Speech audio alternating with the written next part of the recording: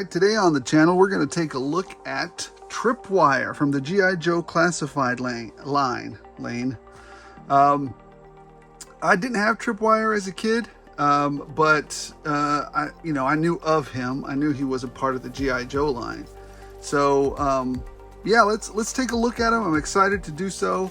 I've been tinkering around with him for a little bit, and let's cover that. So looking at the box, he's got a bigger box than usual.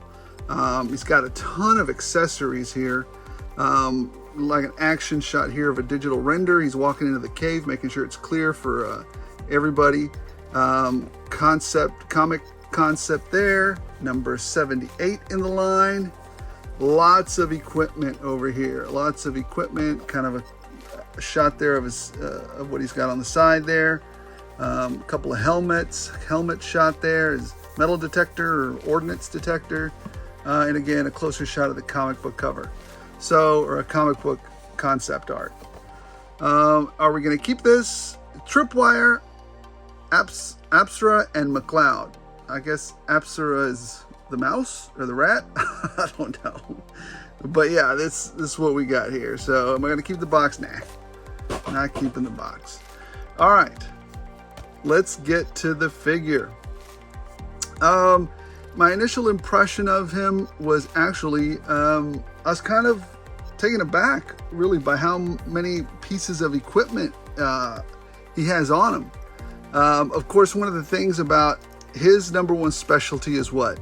Mine detection, ordnance explosion, basically disposing of hazardous or explosive ordnance, right?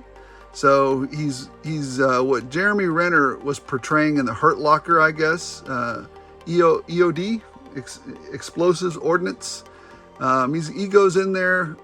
Look, the only thing I knew about unexplored ordnance, or whenever you would find something that was going to blow you to smithereens, is one of two things. Get away from it. Well, actually, it's three things. Get away from it. Number two, call these guys. Or number three, if these guys aren't available, blow it up from a safe distance. I'm not going to try and go in there and try to disarm this thing myself. And usually what these guys will do too, they'll just blow it up. So they'll just blow it up from a safe distance too. There's no reason for them to, expose their lives to save what? Dirt. If it's not going to cause anybody to get hurt or whatever, they're probably just going to go in there and cover it up or blow it up, or just stay away from it, or make everybody stay away from it as much as possible. So taking a look at his face here, let's take a look at his face. Pretty cool. I don't have any problems whatsoever with his face. Looks great. Doing a great job there. Overall body looks good. It's got some great detail, great sculpting there. I always like the muted colors. The muted colors are key to me. But I get it. Sometimes, we want to live in a fantasy world, and we want to, one of my favorite figures, again, is the Scarab from Valaverse. And this is not realistic, but damn, he looks cool. So anyways, I get it. So if sometimes we do, different colors, and, olive drab and gray and, brown and black, I get it. It's fine. So, all right, here we have it. Now, one of the features of this guy is that he can take off this vest, and we'll get to that in a minute. But again, let's concentrate on, the sculpting and stuff on him. He's got some detail there, some molly, some more molly. So he's got molly all over the place. He's got a shield here, a shield on this side, some wrist gauntlets there to protect, I guess, his wrist, or some gloves. Yeah, so there's a lot of work gone into this guy. A lot of sculpting work, a lot of detail work.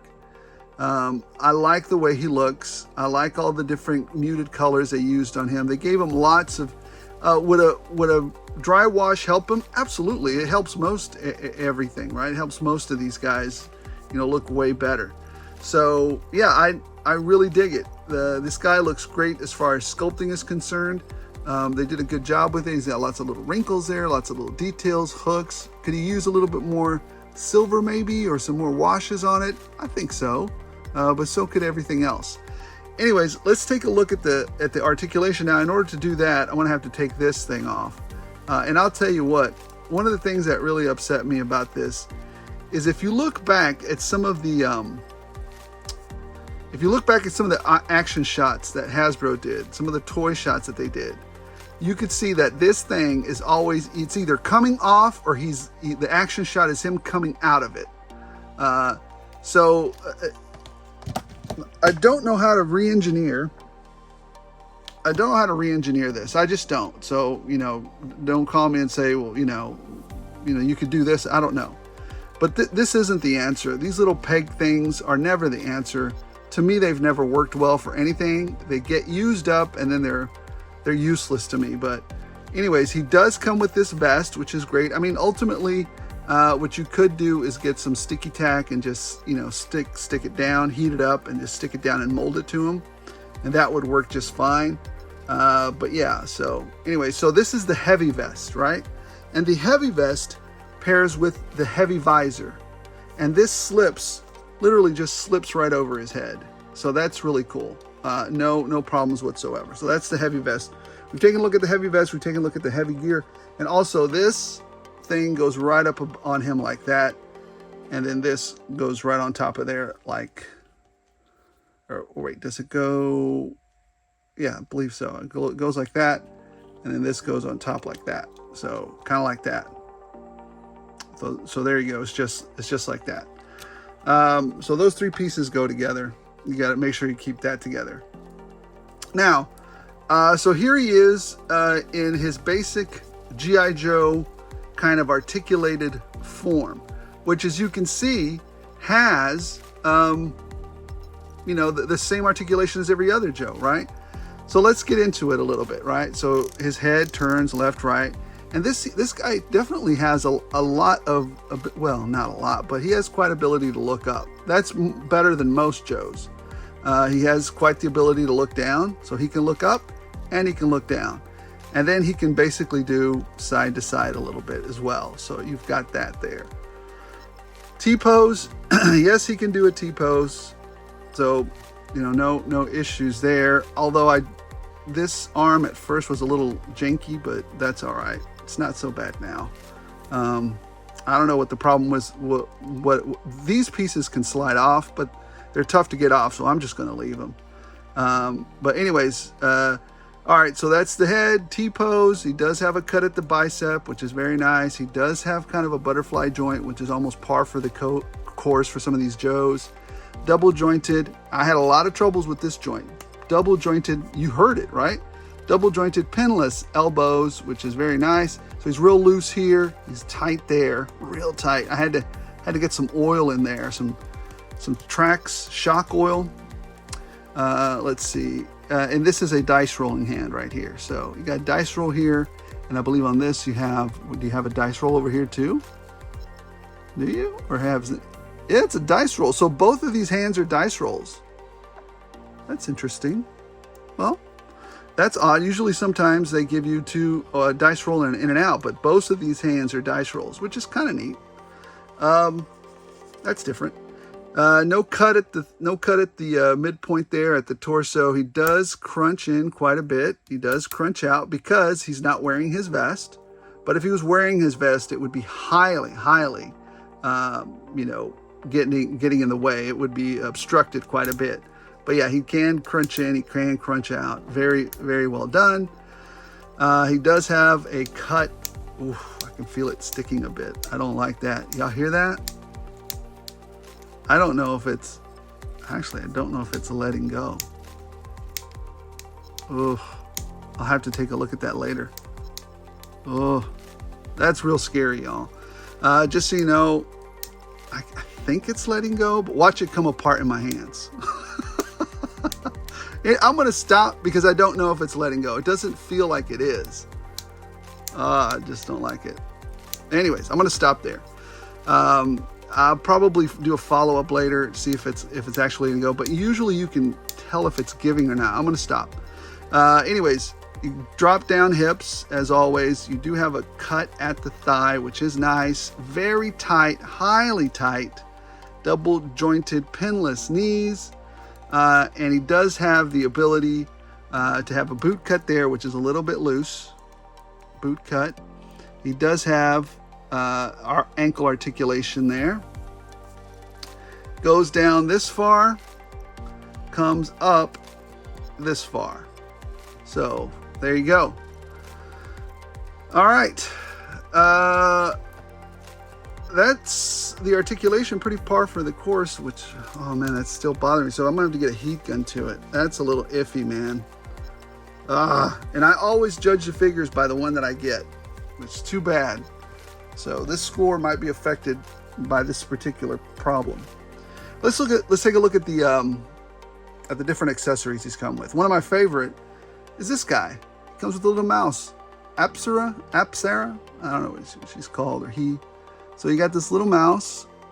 Very cool, very detailed. Got a little harness on him. So if he goes too far, you can pull him back, I guess. I don't know. So there he is. Very cool. This little mouse. He's got a backpack, and the backpack plugs into the detector, right? So in this mine, they give you 2 mines.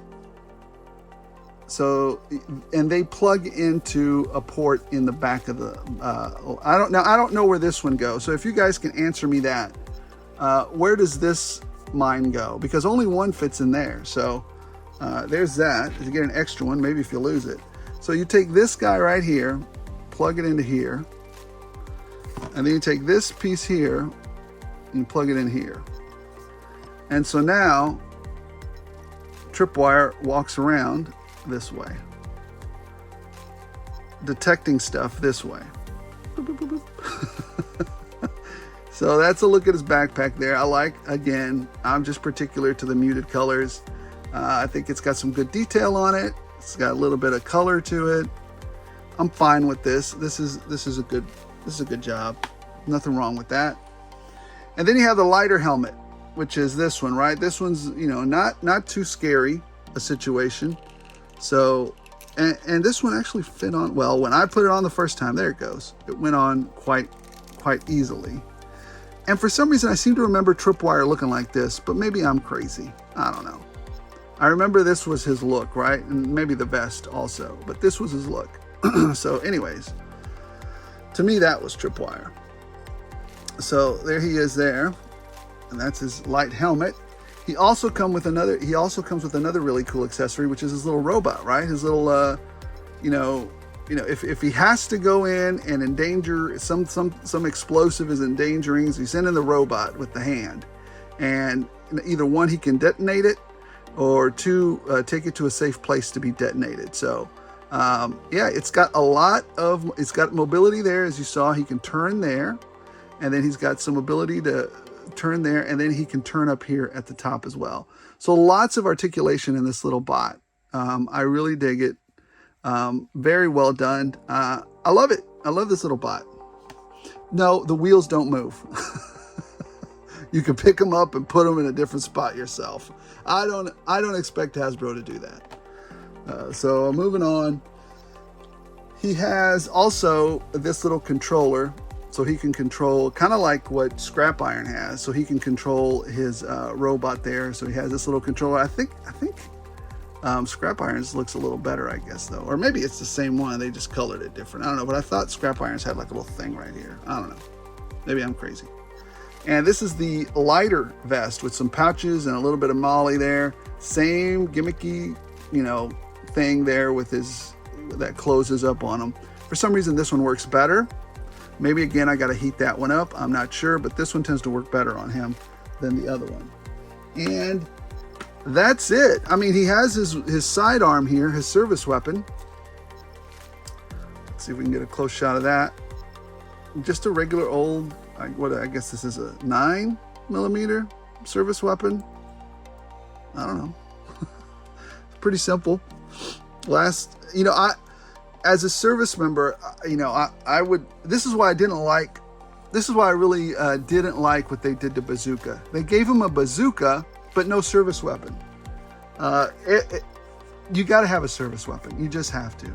And actually you can skip the service weapon if you're just given an M16. You can sometimes go without the service weapon. But if your primary MOS is doing this kind of stuff, or doing something besides combat, that's, you know, they need you to do this, then this is a must. You have to have a service weapon at that point, because every soldier knows, you know, your first job is to be a soldier. That's everybody's first job, period. After that, you get to do, you know, you get to cook, you get to be the combat engineer, you get to be the EOD, explosive ordnance, you get to be infantry. Well, infantry's number one job is infantry, which is soldiering. So their number one job is number one job all the time. So, but anyways, you know, everybody knows that. So, well, there you have it. What do I rate this guy? I actually really like him. I really like him. And other than this, I didn't have any problems with him. Oh, and this, I don't like how sticky this is, or how this doesn't work. This really bothers me that it doesn't work. Drives me crazy. These little connector things on the side right here. Oh, drives me crazy. So I'm going to take off, you know, maybe 0.4 for that, because I don't like that. It's not my job to think of a better way to design the connectors here. That's your job. Hasbro is the biggest toy maker in the world. Figure it out. I do appreciate this one. This one works fine. I do appreciate all the accessories that they give us. I don't like that he's making that noise right there. I don't know if that's I'm gonna have to take him apart or heat him up and then see if he'll move, but oh, that's scary. So minus 0.4 for that, because I really don't like that, and then minus another 0.2 for that. So it brings us down to 4.4. Yeah. So on a scale of 1 to 5, 5 being the best, it's a damn good figure. 4.4. And it's only because, you know, that I don't like that I can't use that vest appropriately or very well, and I don't like that this thing is sticking on me, and it feels like it's going to break. So that really upsets me. Anyways, guys, I think I might pick up one more of these. I don't know. I don't think he's a troop builder. He doesn't feel like a troop builder to me. He looks cool and everything, but he looks like he has a specific purpose.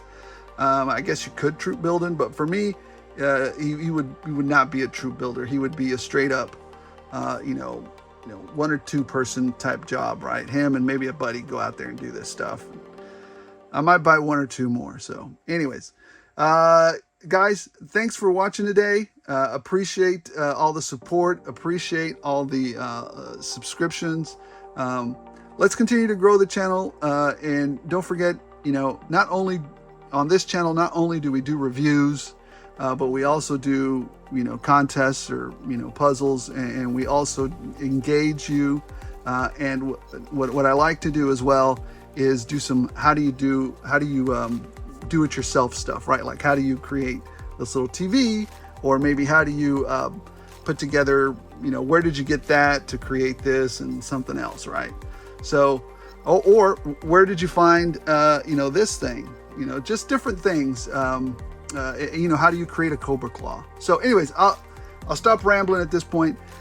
Thanks for supporting, and don't forget to subscribe. Don't forget to like if you're so inclined. And as always, as long as you guys keep watching, I'll keep rolling it out.